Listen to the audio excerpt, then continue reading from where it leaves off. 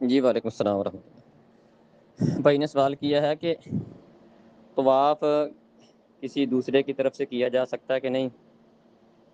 حج اور عمرہ بدل ہو سکتا ہے، کسی دوسرے کی طرف سے کیا جا سکتا ہے، لیکن طواف کی کسی دوسرے سے کرنے کی دلیل موجود نہیں ہے۔ اور عبادات کے اندر معاملہ یہ ہوتا ہے کہ جس چیز کی دلیل موجود ہو وہ کیا جا سکتا ہے، کیونکہ حج اور عمرہ کی دلیل موجود ہے، اور حج عمرہ میں جو طواف ہوگا وہ سارا عمل جو ہے وہ دوسرے کی طرف سے ہو سکتا ہے، لیکن علیحدہ سے طواف کی دلیل نبی مکرم صلی اللہ علیہ وسلم سے یہ بات ثابت نہیں ہے کہ کسی دوسرے کی طرف سے کرنا، لہذا اکیلے سے طواف کرنا یہ کسی دوسرے کی طرف سے درست نہیں ہے۔ ہاں اگر کسی دوسرے کی جانب سے بندہ حج یا عمرہ کرتا ہے تو وہ درست ہے، اس میں طواف بھی آ جائے گا، باقی اعمال بھی آ جائیں گے، لیکن علیحدہ سے طواف کرنے کی دلیل نہیں ہے۔ السلام علیکم۔